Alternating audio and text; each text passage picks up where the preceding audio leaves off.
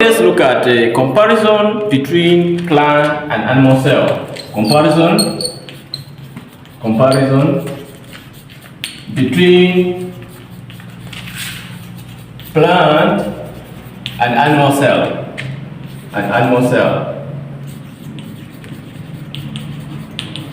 We're going to start with the similarities. So it means we're going to see the structures or the organelles which are both in plant and animal cell. And one of them we can talk about is both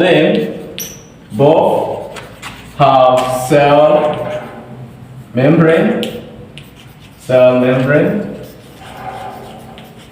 it means when you look at the structure of the plant cell and animal cell, you find that there's cell membrane in animal cell and cell membrane in plant cell.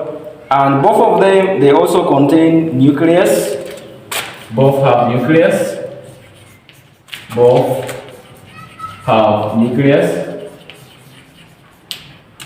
That is also one of the comparisons we can talk about. Both have Golgi body. Both have Golgi body. And it is also one of the organelles that we can see when we use electron microscope. It is both in plant and animal cell. Both have vacuole. Though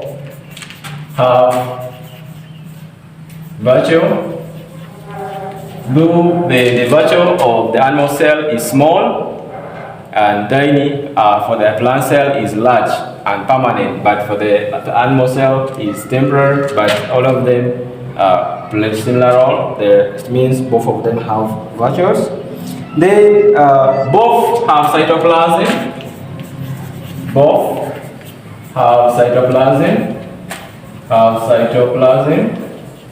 So when you look at the plant cell and animal cell, all of them, they have cytoplasm, which is also one of the important structure. And both have mitochondria, an energy producing organelle.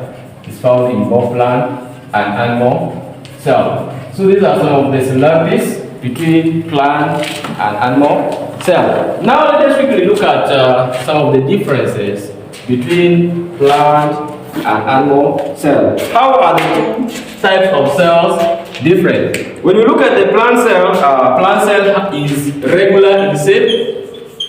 regular in shape.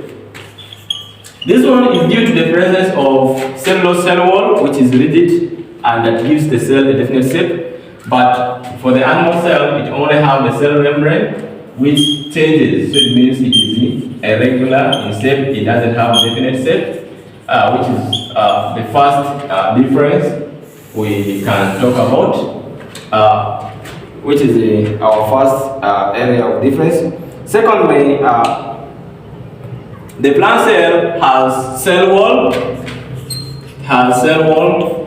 made out of cellulose cell wall, but an animal cell lacks cell wall, or the animal cell do not have cell wall. The cell wall is only found in plant cell, which makes also the second difference we can talk about. Within the plant cell, there is the presence of organelle known as chloroplast that produces the green pigment of the plant cell. It means it has chloroplast present.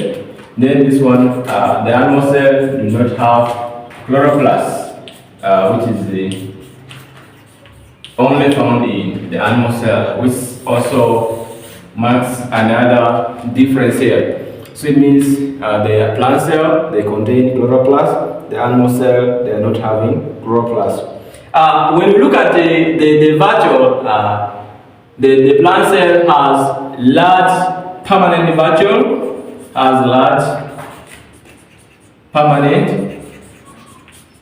vacuole, which is centrally located,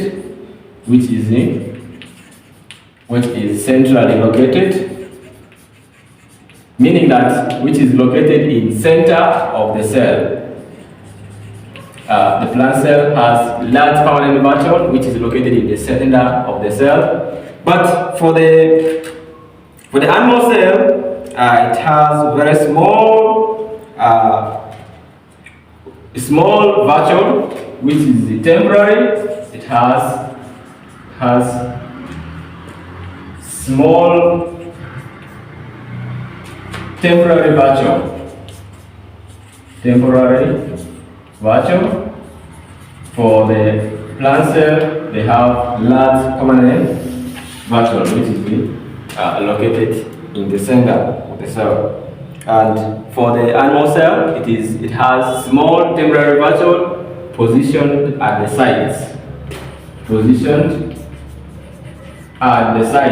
It means it is located by the sides of the cell, which is one of the differences we can talk about.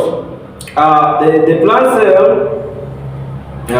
has the vacuole surrounded by a tonoplast. As tonoplast, the membrane that surrounds the cell, the cell vacuole. For the vacuoles of the animal cell has no vacuole, which is also which has no tonoplast.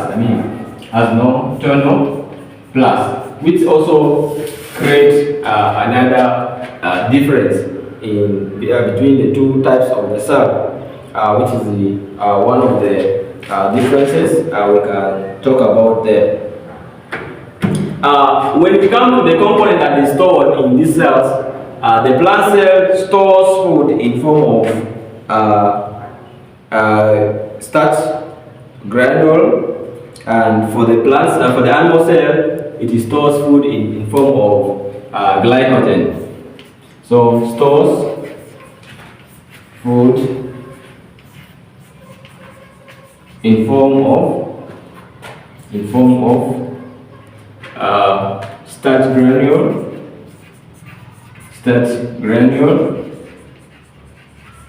Meanwhile, the animal cell stores food in form of glycogen. Stores food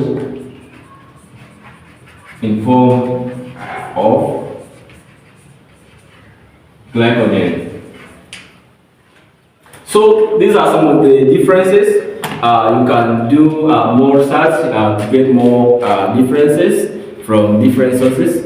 I believe this is where we are going to stop with the structure of the cells. So in our next lesson, we shall basically be looking at cell specialization, and we shall look at some of the specialized cells and the level of cell organization, which will come up in our next lesson. For now, we are going to stop here. Please don't forget to subscribe and follow also me in the same Facebook page, so that you can always be getting the updates. Thank you very much. Let us meet in our next lesson.